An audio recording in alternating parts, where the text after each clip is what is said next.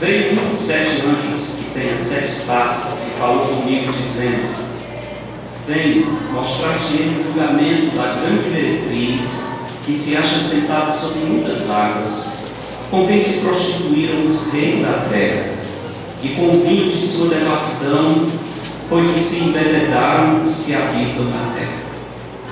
Transportou-me o anjo em espírito ao deserto, e vi uma mulher montada numa besta escarlate, besta repleta de nomes de blasfêmia, com 7 cabeças e 10 chifres. Achava-se a mulher vestida de púrpura e de escarlata, adornada de ouro, de pedras preciosas e de pérolas, tendo na mão um cálice de ouro transbordante de abominações e com as imundícias da sua prostituição. Na sua fronte achava-se escrito um nome, um mistério: Babilônia, a Grande, a mãe das meretrizes e das abominações da terra. Então vi a mulher embriagada com o sangue dos santos e com o sangue das testemunhas de Jesus. E quando a vi, admirei-me com grande espanto. O anjo, porém, me disse: por que te admiraste? Dir-te-ei o mistério da mulher e da besta que tem as 7 cabeças e os 10 chifres, e que leva a mulher. A besta que viste era e não era, está para emergir do abismo e caminha para a destruição. E aqueles que habitam sobre a terra, cujos nomes não foram escritos no livro da vida desde a fundação do mundo, se admirarão vendo a besta que era e não é, mas aparecerá. Aqui está o sentido que tem sabedoria. As 7 cabeças são 7 montes, nos quais a mulher está sentada. São também 7 reis, dos quais caíram 5, um existe e o outro ainda não chegou. E quando chegar, tem de durar pouco. E a besta, que era e não é, também é ele, o 8º rei, que procede dos 7 e caminha para a destruição. Os 10 chifres que viste são 10 reis, os quais ainda não receberam o reino, mas recebem autoridade como reis, como a besta durante uma hora. Tem estes um só pensamento, e oferecem à besta o poder e a autoridade que possuem. Pelejarão eles contra o cordeiro, e o cordeiro os vencerá, pois é o Senhor dos senhores e o Rei dos reis. Venceram também os chamados eleitos e fiéis, que se acham com ele. Falou-me ainda: as águas que viste, onde a meretriz está sentada, são povos, multidões, nações e línguas. Os 10 chifres que viste e a besta, esses odiarão a meretriz, e a farão devastada e despojada, e lhe comerão as carnes e a consumirão no fogo. Porque em seu coração incutiu Deus que realizem o seu pensamento, o executem a uma e deem à besta o reino que possuem, até que se cumpram as palavras de Deus. A mulher que viste é a grande cidade que domina sobre os reis da terra. Vamos lá. Deus nosso Pai, louvado, exaltado, bendito seja o teu santo nome, por tua santa palavra.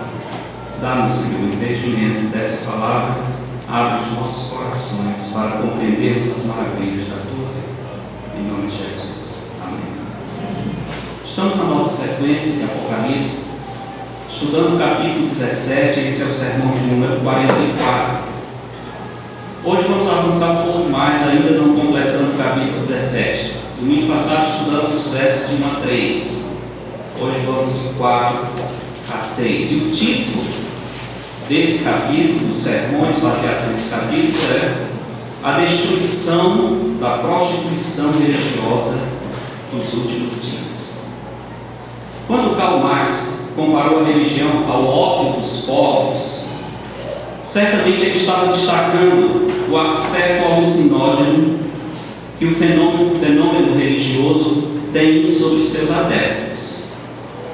Embora reprovemos a generalização ateísta de Marx, é um fato que a falsa religião tem o poder de dominar os seus adeptos. certos, como se fosse uma droga, levando-os a crenças e convicções absurdas, as quais eles defendem e praticam. Por exemplo, semana passada, eu usei como ilustração uma prática do hinduísmo que o missionário William Carey confrontou quando ele esteve lá.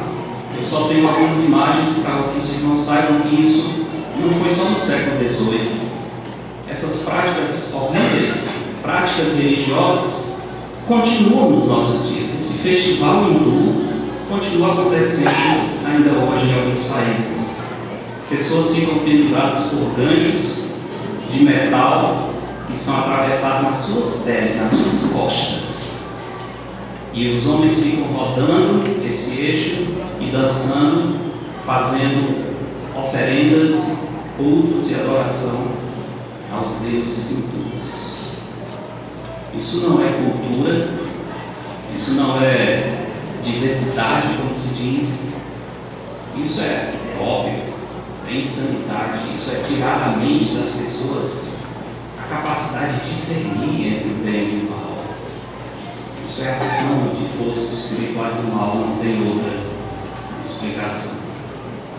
Como temos visto, capítulo 17 de Apocalipse fala do juízo de Deus sobre a falsa religião do anticristo. Religião que vai se espalhar pelo mundo inteiro. Usando as próprias palavras de João, aqueles que habitam sobre a terra, cujos nomes não foram escritos no livro da vida desde a fundação do mundo, se admirarão vendo a besta que era e não é, mas aparecerá. A maneira como essa falsa religiosidade vai ganhar aceitação mundial não é difícil de imaginarmos. Nós já vemos em nossos dias como esse fato vai se tornar muito concreto em breve. Na maior parte do mundo, onde a falsa religiosidade domina, como no mundo hindu, que é uma grande parcela da população, não vai haver qualquer dificuldade para aceitar a religião mundial do anticristo. Eles já aceitam coisas piores. Mas nas partes do mundo onde o racionalismo, o humanismo parece ser um fator inibidor do domínio religioso, há outros meios de enganos que Satanás vai usar para dominar as mentes das pessoas. Eu só fiquei pensando em vários desses meios, só relacionando alguns. Por exemplo, pode ser por meio da filosofia tão difundida hoje, da inclusão, da diversidade, da tolerância, que em si não é má. O grande problema da tolerância pregada hoje é que ela é intolerante. Ela não tolera você não concordar com seus preceitos, vai contra sua própria bandeira. Mas a falsa religião pode conquistar o mundo inteiro, inclusive o mundo ocidental, em nome da paz.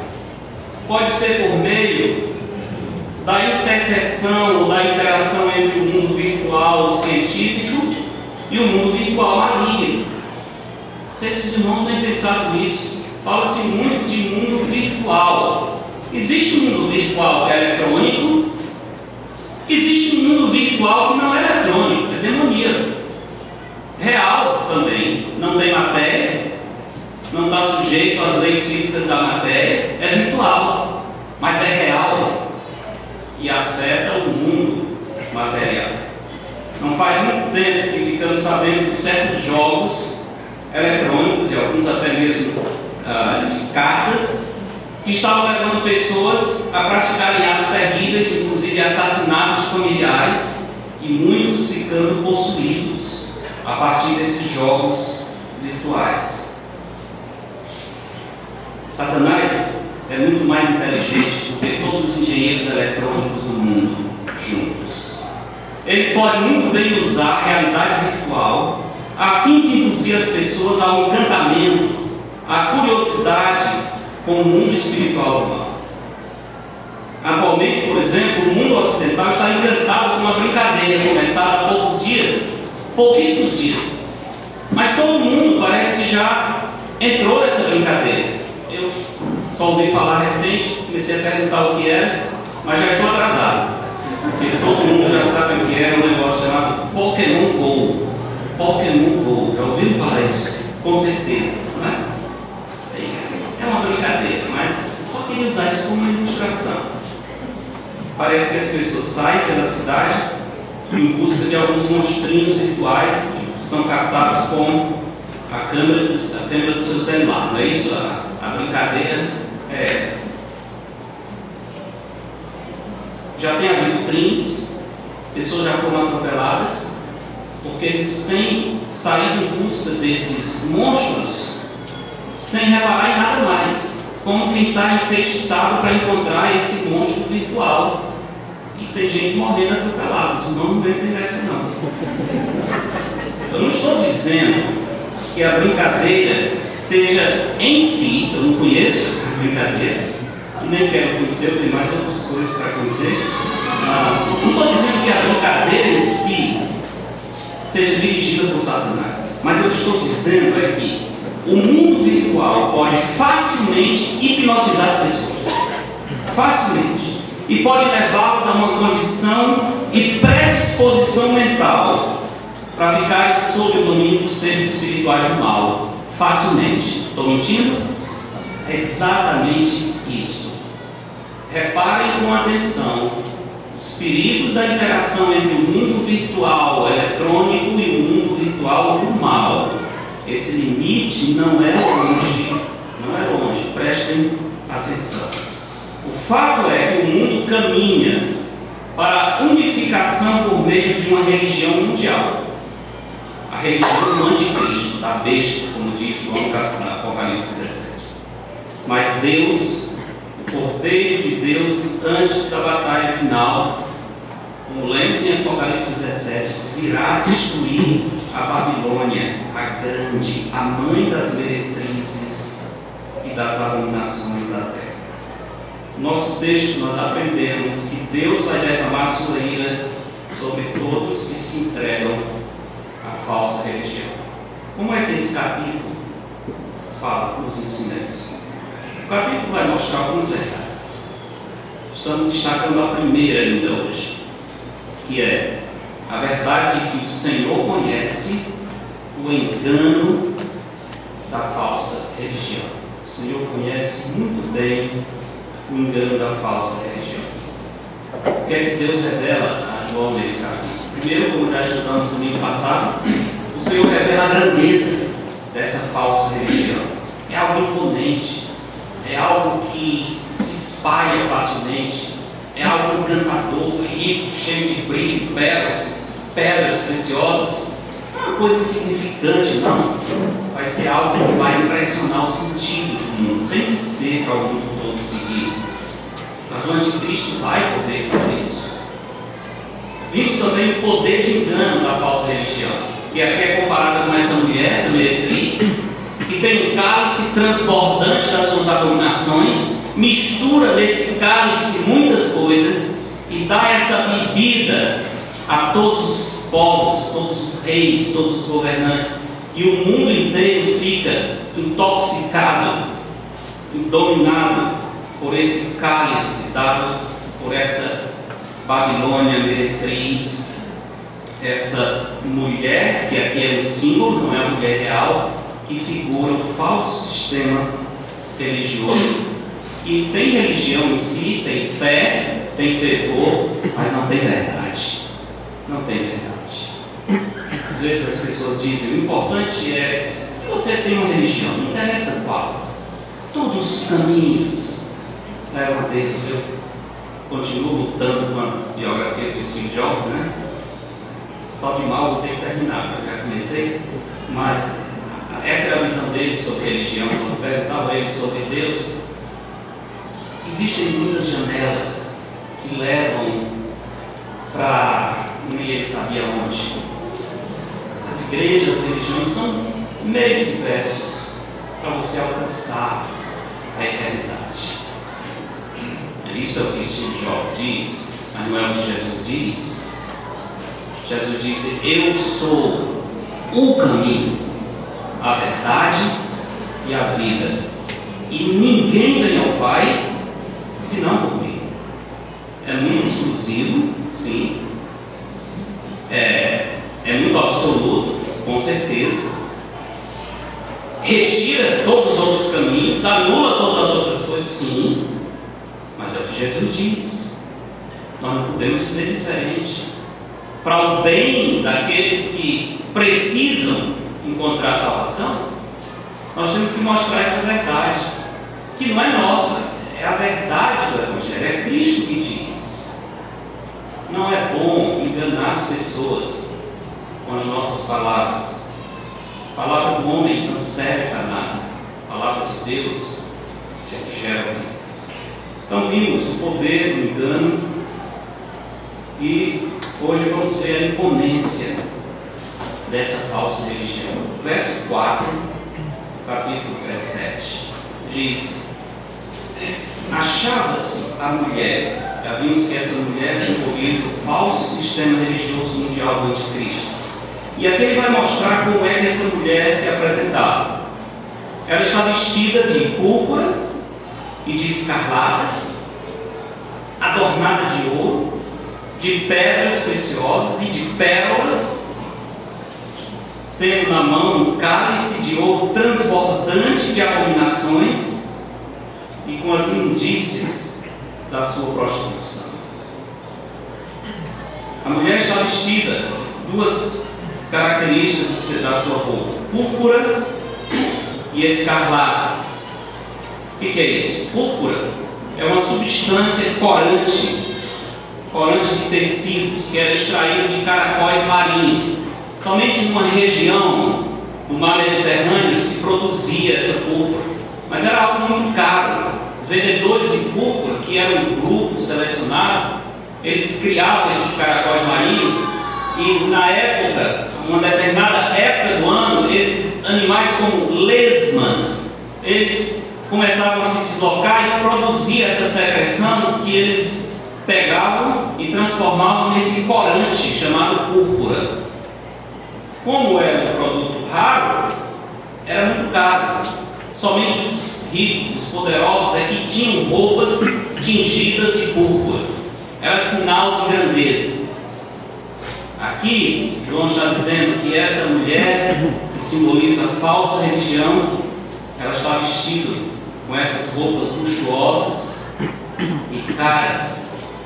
Também está vestido de escarlata. Interessante que escarlata é a mesma cor da besta. Veja no verso 3, diz: transportou-me o anjo em espírito a um deserto e vi uma mulher montada numa besta escarlate. A mesma cor do anticristo, como ele é descrito aqui, também a cor que identifica a mulher. Mostra que a falsa religião será muito próximo do anticristo, mas não somente tem púrpura, escarlata, ela também tem ouro, pedras preciosas e pérolas. Tudo isso mostrando o luxo e a riqueza material que vai fazer parte desse sistema. Algumas religiões, alguns rituais religiosos são conhecidos, reconhecidos hoje mesmo pela imponência, pelas cores bonitas com que os seus sacerdotes se vestem, pelas túnicas. E tem todo um ritual que é para mostrar grandeza, mostrar luxo, mostrar que aquele sistema realmente é algo que vale a pena as pessoas abraçarem. A falsa religião vai ter essas características. A religião do anticristo será uma coisa bonita, atraente, algo que vai impressionar pela sua riqueza. O texto continua dizendo, ainda no verso 4, que essa mulher tem na mão um cálice de ouro transbordante de abominações e com as imundícias da sua prostituição. Falando de quê quando menciona esse cálice de ouro? Aqui a Bíblia está dizendo que o engano da falsa religião mundial e ecumênica vai transbordar sem a menor cerimônia. Há um desejo maligno de exibir as suas perversões. E aqui ele diz que esse cálice está transbordante de abominações, isso é, coisas profanas, coisas que agridem o Deus dos céus, mas também está transbordante de indícias da sua prostituição, toda a impureza, toda a imoralidade religiosa. A Bíblia fala muito sobre prostituição, sobre o pecado de não seguir os padrões de Deus para a vida moral, a vida sexual. E fala muito sério sobre alguém que profana o casamento, enfim. Mas a pior das prostituições é a prostituição religiosa. É essa que nega o Deus verdadeiro e apresenta um outro Deus como se fosse o Deus verdadeiro. Por que eu estou dizendo que é pior? Porque a prostituição física, a cura, arrependimento, você pode retornar aos caminhos do Senhor e ser livre dessa cura. A prostituição, o engano religioso que conquista o coração e a mente leva a pessoa para a perdição eterna. É algo que entra na alma da pessoa. É muito mais sério. Por isso que a Bíblia fala desse sistema como uma mulher que está embriagando as suas vítimas. Capítulo 18, só olhando um pouquinho adiante,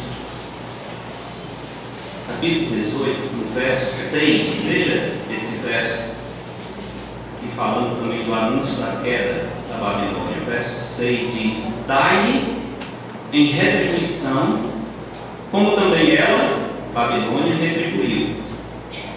Pagai-lhe em dobro, segundo as suas obras. E no cálice que ela misturou bebidas. Interessante isso, chamar sua atenção para isso. O cálice da Babilônia é um cálice em que ela misturou não uma bebida, mas bebidas, no plural. Misturar e dobrado para ela.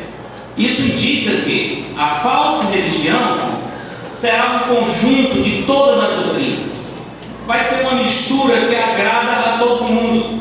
Todas as doutrinas, como diferentes bebidas, serão colocadas no mesmo cálice e todo mundo vai aceitar. Ninguém ficará excluído. Vai ter espaço para todos. Todos estarão unidos em busca do amor, da paz. Essa será a pregação do anticristo. E é exatamente por isso que o mundo inteiro vai recebê-lo como se fosse Cristo. Serão enganados terrivelmente. O cálice aqui lembra um fato interessante nas antigas religiões de mistério.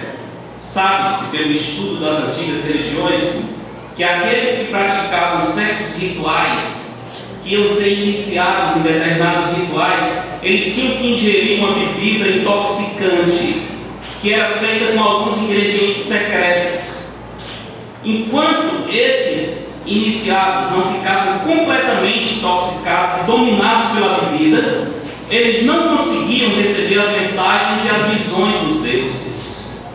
Sempre relacionado com essa ideia de ingerir algo que tira o seu discernimento, lhe deixa embriagado, intoxicado, tira a sua capacidade de pensar, e quando você perde o equilíbrio mental, então os deuses trazem as mensagens.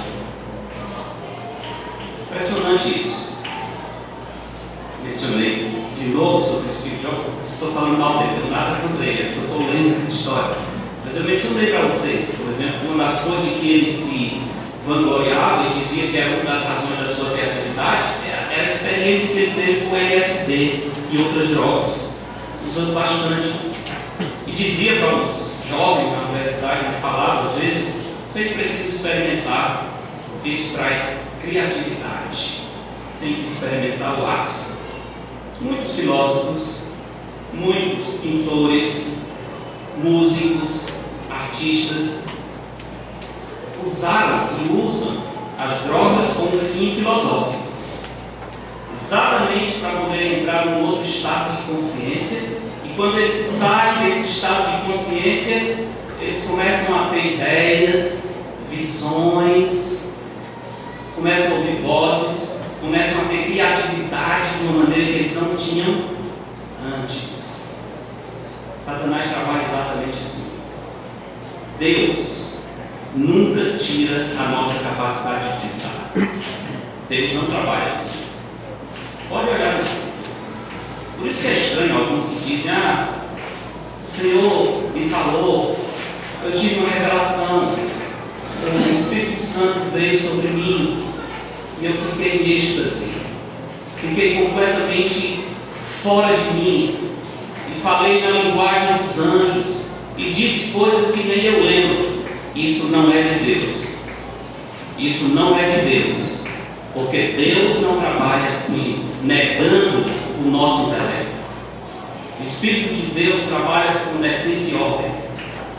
Ele nos mostra a verdade, você pensa, raciocina, decide, abraça ou recusa. Mas não em êxtase, não como alguém que está dopado e não sabe onde está, não sabe o que está dizendo. Muito cuidado com isso. Por isso que João diz: provem os espíritos se procedem de Deus. O Espírito de Deus não trabalha com êxtase, anulando a nossa capacidade de pensar. O Espírito de Deus não trabalha assim. É contrário ao Senhor. Lembra o que Jesus disse? Se você chamar o irmão de tolo, está sujeito ao inferno de fogo. Por quê? Você está duvidando da capacidade mental, você está chamando a pessoa de louco, você está atacando um elemento central da imagem de Deus, que é o discernimento, e faz com que nós tenhamos essa ligação com o Senhor Deus. Então, não é assim. As drogas trabalham sim, Satanás vai fazer muito assim, faz. Religiões de mistério trabalham assim, êxtase, visões. Mas o Deus da Escritura, Ele trabalha usando a verdade, trazendo para nós informações que você processa, você julga, você raciocina, você decide em cima delas. É assim que Deus trabalha. Devemos notar que externamente há grande beleza nessa mulher, mas essa aparência pomposa esconde um terrível engano. Aqui vemos também que a falsa religião terá enorme sucesso nos últimos dias. Vamos para o verso 5. Verso 5. Continua descrevendo a mulher. Diz: na sua fronte, interessante. Na sua fronte. Por que na fronte? Porque as prostitutas antigamente usavam às vezes pinturas, tipo tatuagem na fronte, para se identificar e atrair as pessoas. Então está simplesmente usando algo que era cultural naquele tempo. Na sua fronte achava-se escrito um nome. Olha, a identidade, um mistério. Babilônia, a grande, a mãe das meretrizes e das abominações da terra. Que nome terrível. Vamos entender o que é isso. Babilônia, a grande, a mãe das meretrizes e das abominações da terra. Identidade da falsa religião. Aqui fala de mistério. Um mistério. O que é mistério? Não necessariamente a ideia de algo sinistro. A gente fala de filmes de mistério, como filme de terror. Não é esse o sentido da palavra mistério da Escritura. Quando a Bíblia usa a palavra mistério, está falando de algo que anteriormente não era conhecido, mas que agora está sendo entendido.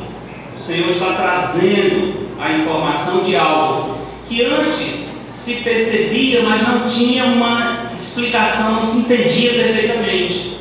Então é isso. A palavra aparece no Novo Testamento várias vezes com esse significado. Mistério, então, algo que não estava sendo compreendido, mas que agora chega a ser inteligido. Ao longo da história nós vimos, lembra? Na introdução do capítulo 17 de Apocalipse, eu fiz um sermão meio história, falando da Babilônia, contando toda aquela história. Hoje eu vou falar um pouquinho sobre isso, sem me demorar muito, mas queria trazer de volta alguns desses fatos históricos, porque aqui fala de Babilônia, vai nos ajudar a entender que está por trás. Mas nós vimos que em Gênesis 11, desde Gênesis 11, desde a Torre de Babel, o mistério da iniquidade, da falsa religião, já estava presente na terra. Não vai ser uma coisa só nos últimos dias. Já estava. O apóstolo Paulo diz algo interessante em 2 Tessalonicenses, capítulo 2, falando sobre a vinda do anticristo dos últimos dias, segunda epístola de Paulo aos Tessalonicenses, capítulo 2, verso 7, olha o que Paulo diz. Segundo Tessalonicenses 2,7, ele diz: com efeito, o mistério, olha a mesma palavra, mistério parecida, o mistério da iniquidade já opera. Isso na época de Paulo.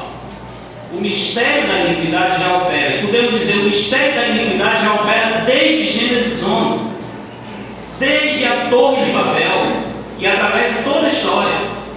O mistério da iniquidade já opera e aguarda somente que seja afastado aquele que agora o detém.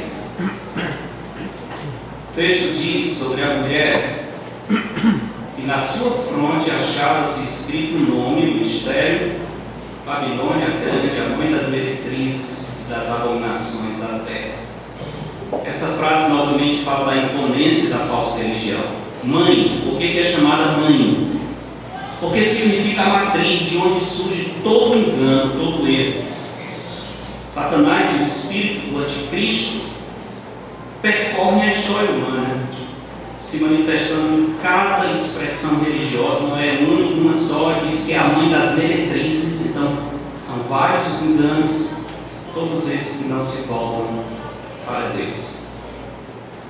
O apóstolo Paulo, falando aos Coríntios, aconselhando os irmãos a fugirem dos ídolos, a não participarem de festivais idólatras, onde se faz culto e reverência a ídolos, ele diz: antes digo que as coisas que eles sacrificam é a demônios que sacrificam.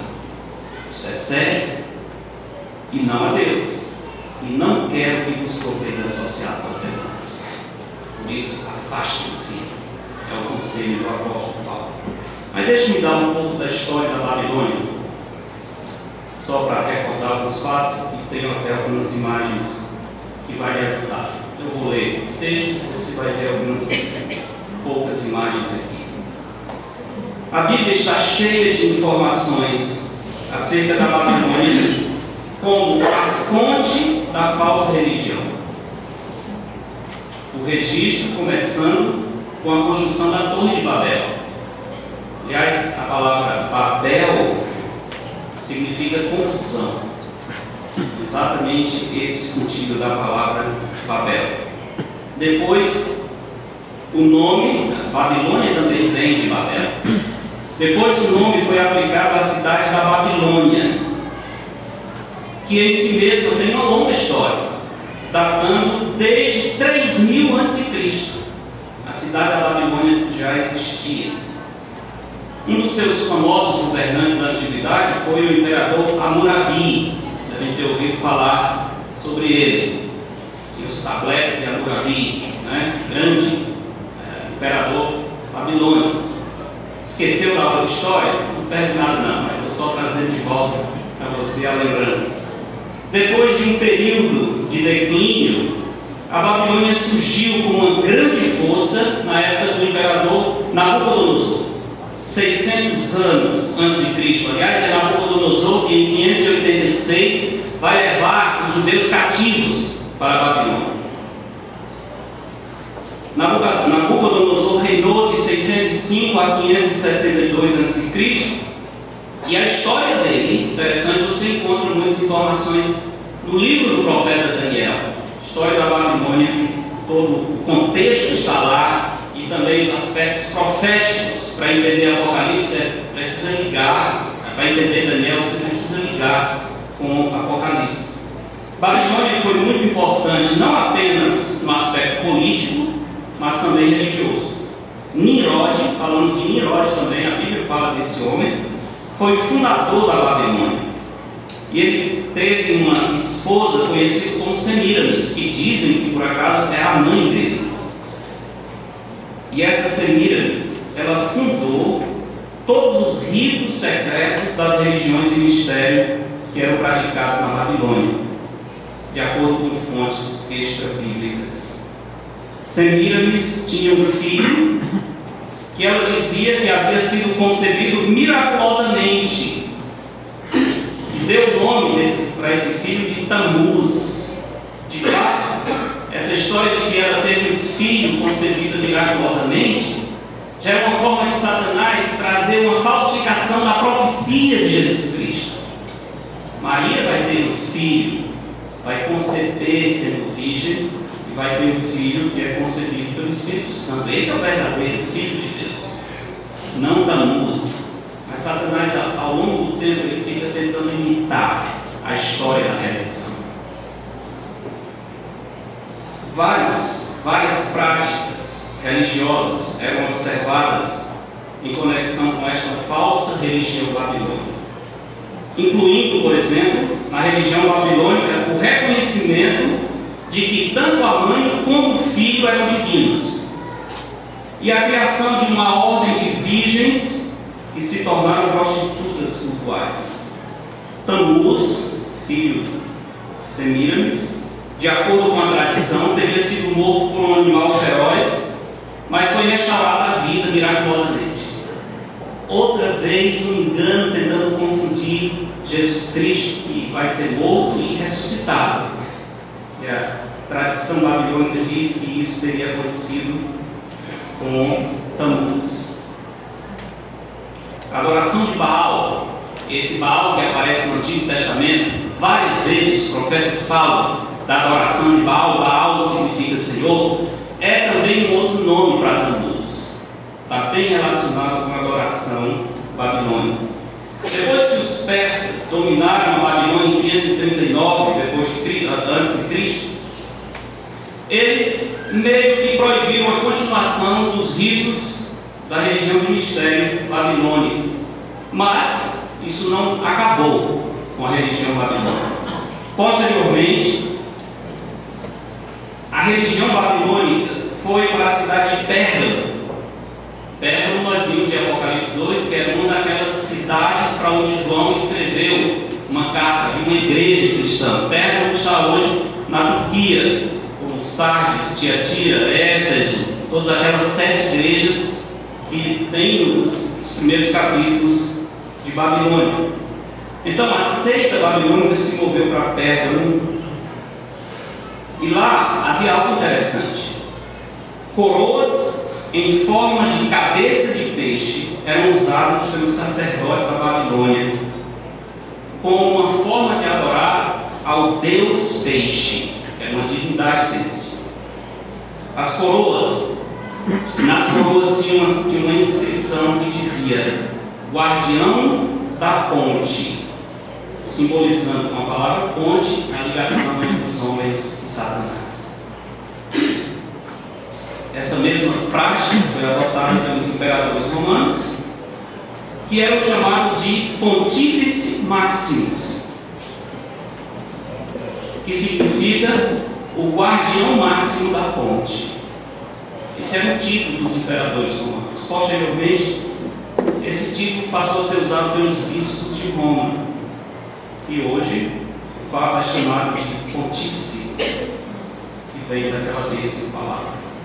Quando os professores das religiões do mistério da Babilônia se moveram de Pérgamo para Roma, eles influenciaram o cristianismo e paganizaram o cristianismo com as suas práticas e ritos. E alguns desses ritos pagãos da Babilônia entraram nas igrejas cristãs. A Babilônia, portanto, é o símbolo da apostasia e uma substituição blasfema que adora ídolos no lugar do Deus verdadeiro. Essa é a história resumida da religião da Babilônia. Voltando ao Apocalipse 17, terminando os versos 6 e 7.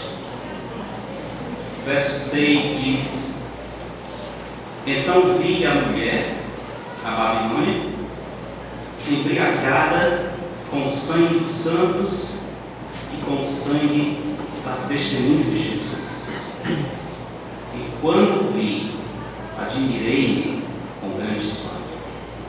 Olha, João já viu muita coisa em Apocalipse, mas essa visão dessa mulher embriagada, como que bebendo o sangue das testemunhas de Cristo, foi algo muito forte. Ele diz o texto que João se admirou com grande espanto, como se nunca esperasse encontrar uma crueldade tão grande por meio desse falso sistema religioso.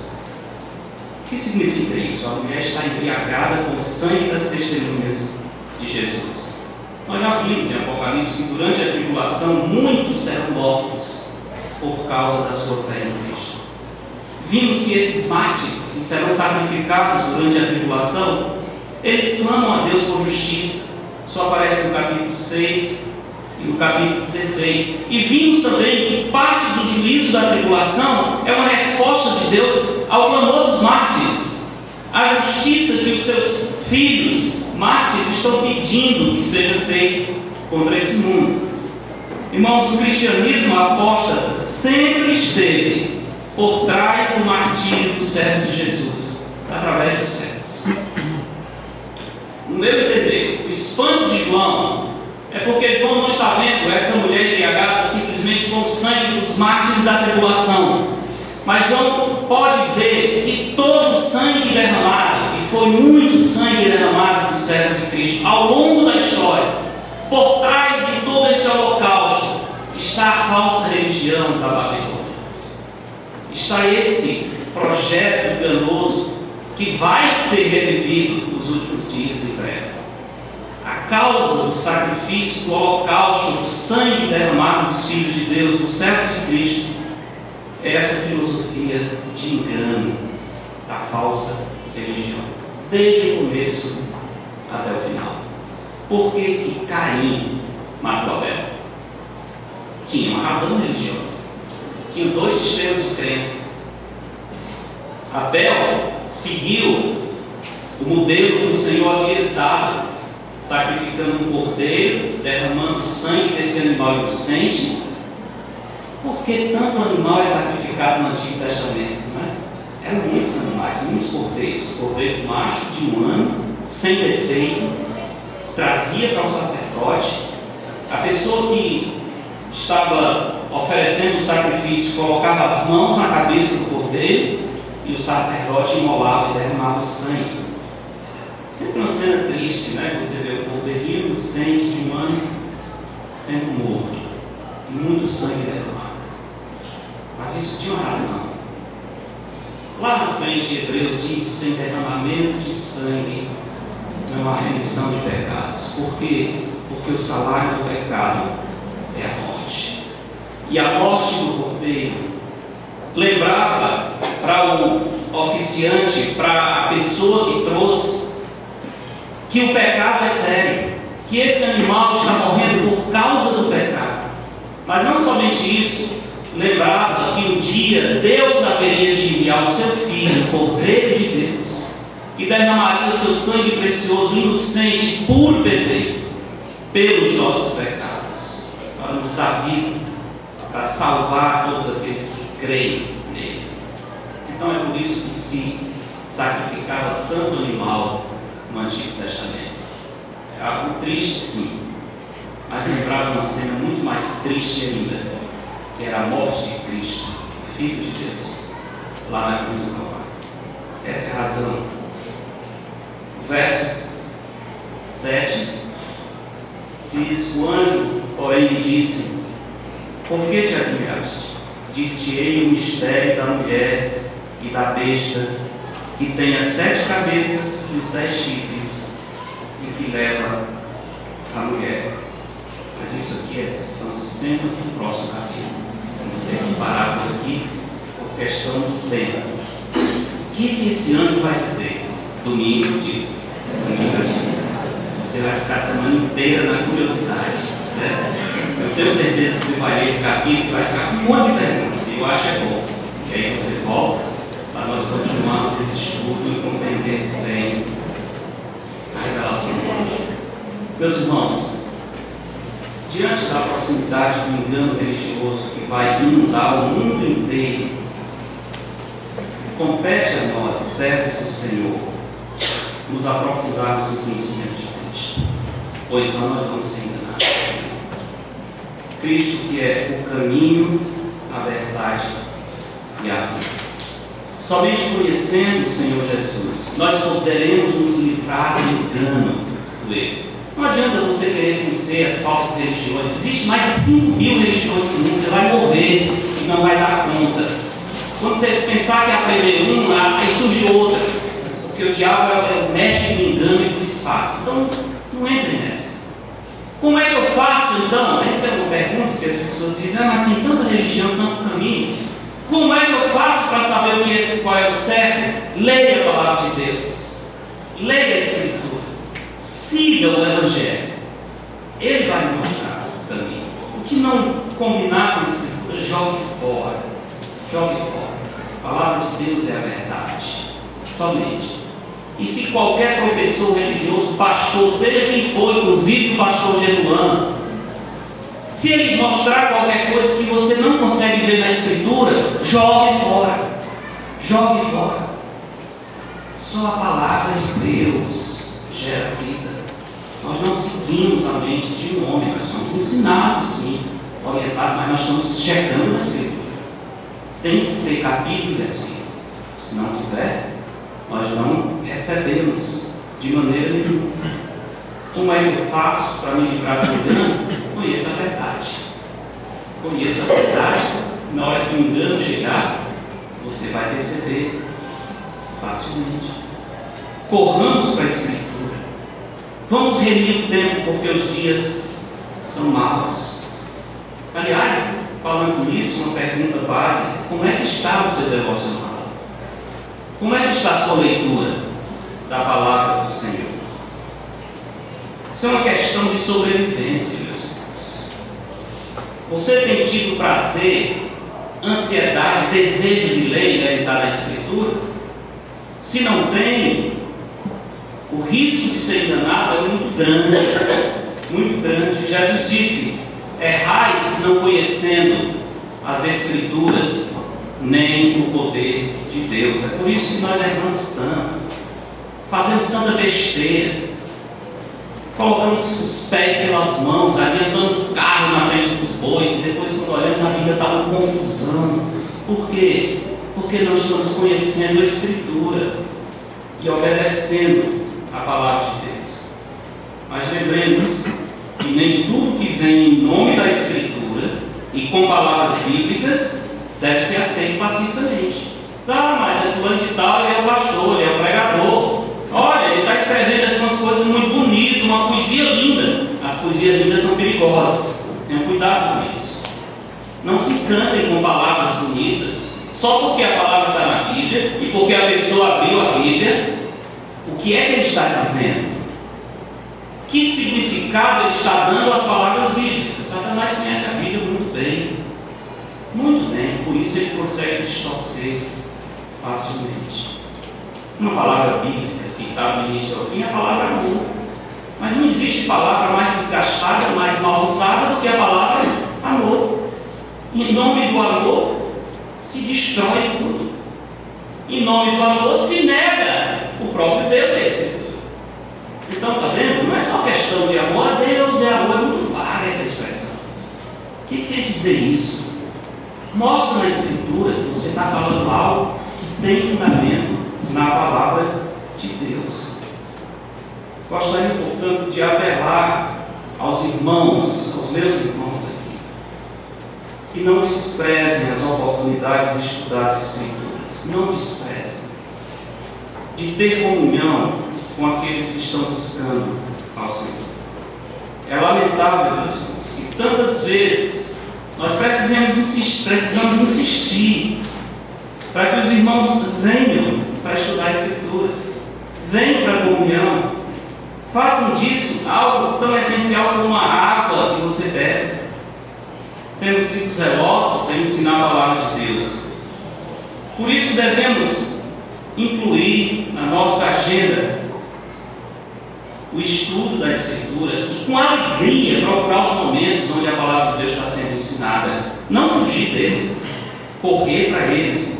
Nós somos ensinados pelo mundo durante 6 dias, 7 dias. O nosso tempo de estudo da Escritura é pouco, que é atender esse culto na quarta-feira, uma reunião especial, é muito pouco. Nós precisamos mais. Não despreze esse pouco que é dado. Não despreze. Nós temos o cuidado de trazer para a igreja somente a verdade. Deus é testemunho de como, com grande zelo e às custas de grande esforço e luta, temos feito tudo para que essa igreja conheça a Escritura e viva agora. Esse ano, por exemplo, nós inventamos um programa chamado Dieta Espiritual. Não tem essa palavra na Bíblia, não, foi uma invenção que nós tivemos para ver se anima, desperta os irmãos, assim como alguns se dedicam à dieta para perder peso, para ficar bonito, para ficar em forma. Nós estamos fazendo a dieta espiritual para você crescer, para ficar em forma espiritualmente, não ficar doente por pecado. Um capítulo pela manhã, outro à tarde e outro à noite. Será que a sua dieta está equilibrada ou você já perdeu faz tempo a sua tabela de dieta espiritual? Temos motivado a igreja a ler a Escritura. A pergunta é: estamos aproveitando isso?